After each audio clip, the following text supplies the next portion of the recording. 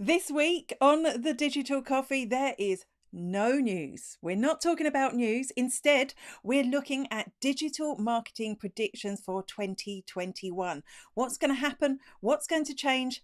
I'll give you my ideas after this.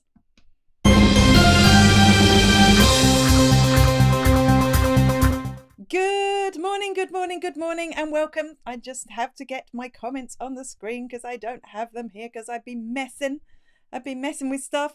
Good morning, and welcome to the Digital Coffee. This is normally your weekly dose of digital marketing and social media news, but not this week. This week, we're going to try and look into the crystal ball for 2021 and see what might happen. It is the last show of the year. Hello to Louise, who is watching on YouTube. Yay! Hello, Louise. Good morning. And if you are here, there isn't a newspaper this week because it's completely different. The normal news show will resume on the 8th of January. But do leave a comment. Let me know what is in your cup. Have you got mulled wine today? Have you got a sneaky Bailey's hot chocolate? Let me know what you're drinking. I was watching the countdown to this and watching the coffee being poured and literally gasping for a coffee. So I can't wait till after the show. Good morning to Kate, who is watching on Facebook. Hello. Good morning to Sasha, also watching on Facebook. Sasha was, if you haven't seen the Digital Coffee Extra from this week, you'll find it on YouTube and in my Facebook feed, where Sasha talked us through those very important messenger changes. It's Christmas! It's Christmas. Sasha was watching the countdown with her coffee, so I have got coffee envy. Behind me, which way do I point? I point this way. Behind me here is the Christmas stocking of predictions, which I am now going to get, and I'm going to see what it's telling us may happen in 2021. The Christmas stocking of predictions. Right, let's go in here and see. Here is the first prediction. And actually, it's the one that hopefully everyone's already talking about. Voice search. No, not voice search, just voice in general. I think we've talked about voice search. Every marketing conference I've gone to for the last few years has been talking about voice search. And, you know, voice search is a thing. I know that I will ask Alexa and Siri often some things, but I don't use it as my main search engine. My main search engine is Google, where I go and type things into. And I do think, you know, we are going to see a few more search results coming up using voice. But that's not what I want to talk about in the predictions. In the predictions, I think voice is going to be our way of communicating more in 2021. Every year, for I'd say at least the last 10 years, people have talking about video being the next big thing. But now, of course, video is the next big thing. Here we are. This is video. Everyone is doing video now. So voice is now going to be the next big thing. And when I talk about voice, we already know that podcasts are huge, right? More and more people are listening to podcasts. And what I like about podcasts is I can listen to them when I go out for a walk, when I'm cleaning the house. It's a really nice way to consume that content. And it's that space that would otherwise just be filled with boredom. So I like podcasts from that point of view. But I can't listen to a podcast while I'm working because I need to listen to the podcast and work. Podcasts, I think, you know, they're going to come to a level out phase because everyone's got a podcast now, but I do think that's huge. But again, that's not what I'm talking about. What I'm talking about is Twitter are introducing a new tool as part of their stories. Now, I know you don't love stories, but it's part of their stories called Audio Spaces. And what this is, it's going to be a place where you can go and have audio conversations in a room, a bit like Zoom, but without the visuals, with other people. And this could be used as a sort of podcasting platform. It could be a place to go and host conversations. And of course, the nice thing about this is you don't have to do your hair and makeup and you don't have to worry about what you're wearing. So that's coming soon. It's in the testing phase at the moment. And it stole that idea from a tool called Clubhouse. And Clubhouse, I think every digital marketer is kind of exploding talking about Clubhouse this week, and I can only say that must be down to Mike Stelzner from Social Media Examiner, who started posting about it last week, I think, and now everyone wants in. It's invite only, so you have to kind of beg, steal and borrow to get in there. But that's essentially what Clubhouse is. It's an audio room. I think Clubhouse will have its day. I think we are going to see other social networks like Twitter. I'm sure Facebook will steal it. I mean, they steal everything else, but I do think that will be big.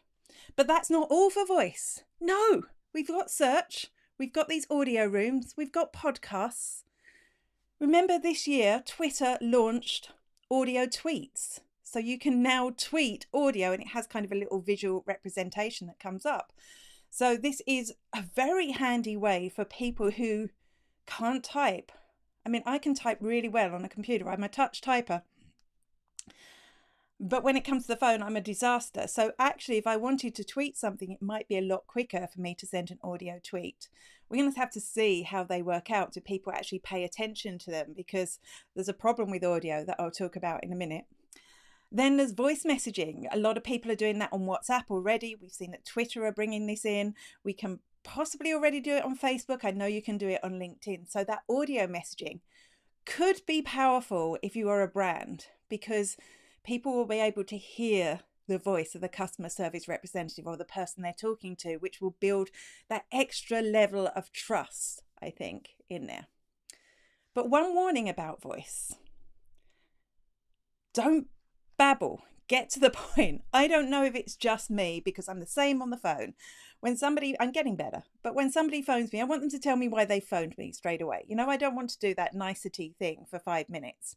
And it's worse with an audio message, because when you send me an audio message, you are demanding my time to listen to it. So don't go into, hey, how are you? Well, I just thought this was a quicker way for us to communicate. Get to the point. Tell people what it is that's in your message. Make it clear and succinct. And I think it could be powerful. There is one issue with voice, and the issue with voice, I think, is the accessibility level. I know Twitter are adding captioning into their audio spaces, so that will be a thing. I know they're working on those audio tweets, but you have to remember, not everyone is going to be able to hear your voice message. There's lots of you leaving comments. Good morning. Louise she loves my countdown. We talked about that already. Good morning, Simon. Long time no see. 2021 may well be fueled by hangovers, all going well. For those of you that aren't watching in Ireland, the pubs in Ireland have been, yeah, I know, closed for a very long time, unless they serve food. We were doing a substantial meal way before the UK did the substantial meal. So yeah, I think we're all dying to go to a pub when they open again. Have I already been on the mulled wine this morning? What? No, of course I haven't. Good morning, Simon. The last few months, I've noticed voice on Messenger and WhatsApp becoming way more prevalent. What do you think, Simon? Is it something that you like or something that you don't like? Louise, I was chatting with someone on LinkedIn and corporate who'd never listened to a podcast. So outside online businesses, maybe less people are aware of podcasts. There are a lot of very successful podcasts that have nothing to do with digital marketing, but I do think, I actually think it's a little bit easier for, if you're marketing business to consumer, to have a podcast or just doing it for fun, a bit like it is if you're a vlogger. You can do a little bit more fun stuff than it is business. Definitely a lot of my friends who aren't involved in business listen to podcasts. They never listen to mine, of course, because why would they? But they listen to a lot of podcasts. Good morning, Ginny. You didn't get your usual notification, Ginny, because I'm not allowed to send you your usual notification anymore, down to the new messenger rules. So make sure that you sign up to the email, which you will find at spiderworking.com/Facebook Live. If you go there, there's a place you can sign up for the email. Here is, that's Barbara on Well Expo Events, who's found me on YouTube. In Northern Ireland, which is where Louise are, they're all closing. All the pubs are closing on Boxing Day for 6 weeks. Simon says he likes the voice on WhatsApp. I found it become aware of being a viable idea 2 years ago with my Spanish friends who use it all the time. Interesting. Interesting. Right. Will I get the stocking of predictions? This is me when I'm sober, by the way, Louise. No mulled wine had here. There are more in here, honestly. Right, there's one.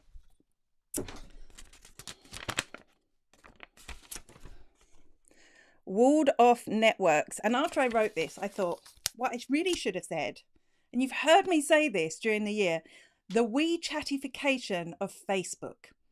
This is becoming a bigger and bigger problem. I'm not sure if that's the right word. But if you don't know what WeChat is, it's a Chinese social network, which basically you can conduct your entire life through this social network. And it's monitored by the government, it being China. And Facebook are looking at this model, or they seem to be, because we have seen in the last year that they have started taking off pieces of the internet and incorporating it into what they do. So, for example, shops, you don't need to have a website anymore. You can build your shop within Facebook. Nobody needs to leave Facebook to go and buy from you. And even in the States, it's not here yet in Ireland, but in the States, you can have Facebook Pay. So they don't even have to go to a gateway to pay for it. So the whole process of shopping can happen on Facebook, on Instagram, and soon on WhatsApp as well. We've seen them doing paid events, which are very similar to shops. If you're not a retailer, you can do paid events.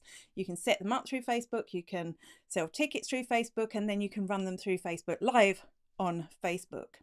We've seen Rooms, which is basically Zoom that they brought in so that we can have online meetings. They have had Workplace for a long time, which is their B2B tool.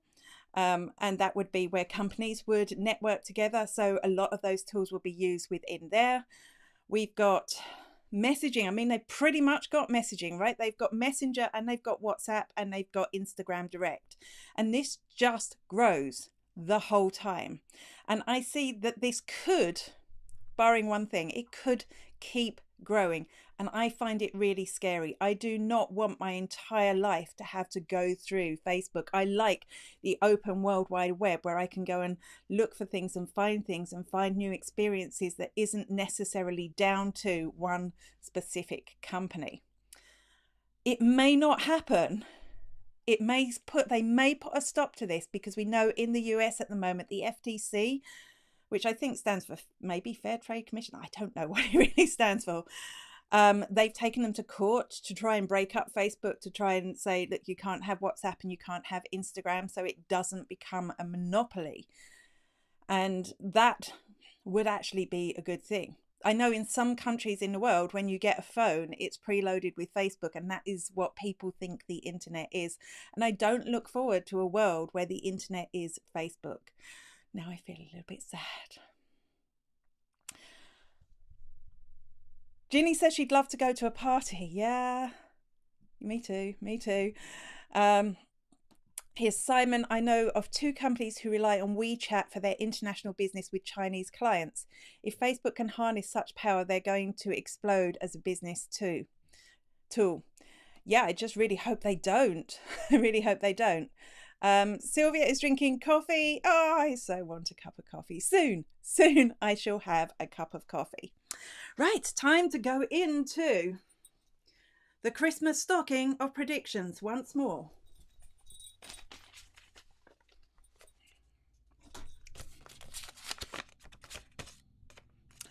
This one, the end of cookie-based marketing. And actually, I got an email from John Loomer today. He's made an extensive video on how the new version of the iOS for iPhones is really going to kill a lot of what we already do on Facebook. And actually, this one even ties into Facebook becoming a walled-off space.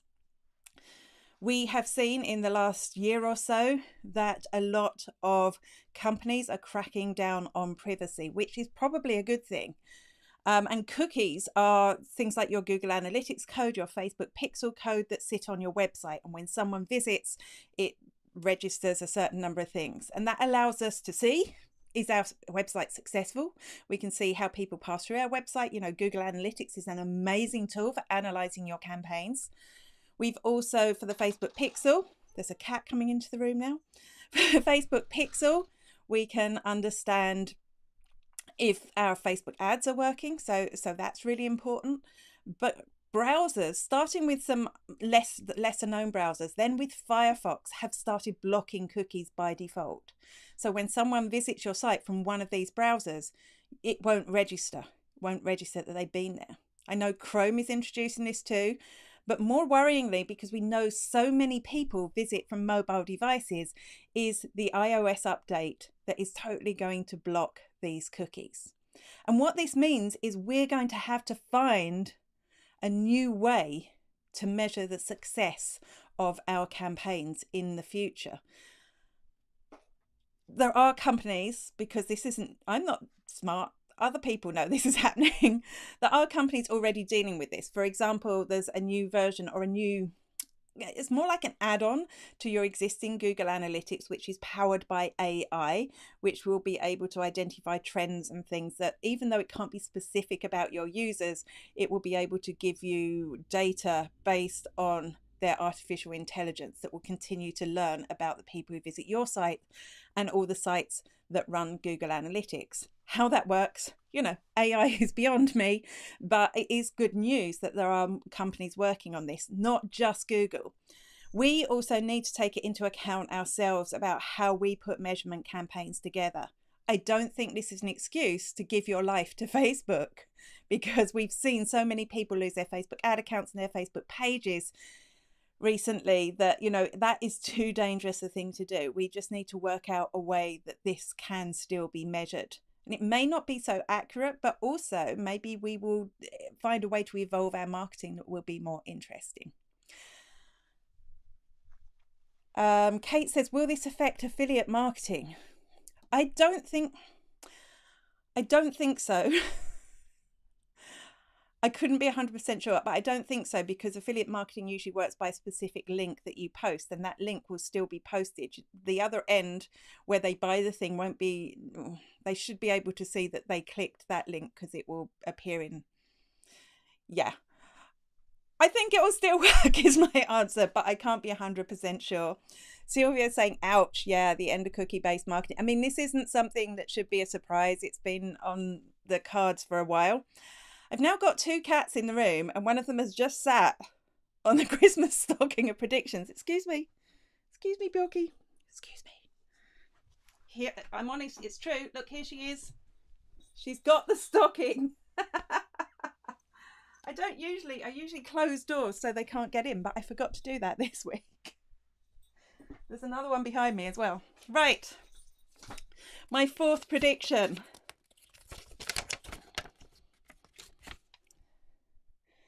Accessibility. Accessibility is going to become a crucial part of your marketing altogether, but definitely on your website. I know in the UK they're introducing, or maybe they've already introduced, legislation about this, which will really force you to make your site accessible. So accessibility is about making sure that everyone, no matter who or where they come from, or if they have a disability, they can access your site. And the internet has been around for a very long time. It's a wonderful thing. Without the internet, I could never be doing this business. I'd be living here, not communicating with anyone, maybe stuck in a book. I'd have a rubbish job. I probably wouldn't have a business, to be completely honest. So it is a wonderful thing, but it's such a shame that it's taken until 2021 for people to start legislating about making it accessible to everyone. And by that, we traditionally mean people who have hearing difficulties or sight difficulties. Things like having captions on your videos is accessibility. That is making your videos accessible to people who have hearing difficulties. Making sure that you use alt text on your images when you upload them to your website. And now we can add them to Facebook and Instagram as well, and Twitter. Making sure you have alt text is making it easier for people who have to use screen readers because they can't see to access your website. So that's two big uses that we think of. There's others that don't get as much coverage.